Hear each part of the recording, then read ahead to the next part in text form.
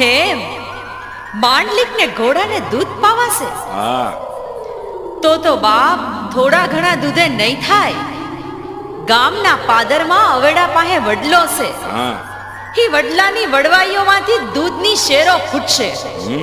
અને તમે જાશો ત્યાં તો ઈ અવેડો દૂધનો ભરાઈ જાહે. જાઓ જાઓ, તમારી પહેલા દૂધ પોગી ગયા હશે દીકરા.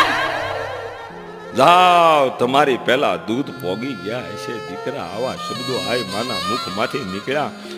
અને સિપાહીઓ જ્યાં ગામના પાદરમાં આવે છે તો રાજા જ્યાં ઊભો છે પાદરની માલપા કૂવો છે, અવાડો છે, અવાડાની પાસે વડલો છે. એ વડલામાંથી એમ કહેવાય છે કે દૂધની ધારાઓ ફૂટી, શેડું ફૂટી, આખો વડલો દૂધે વરહવા મળ્યો અને આખો અવેડો દૂધનો ભરાઈ ગયો. સિપાહીઓ આવું જોઈએ ને.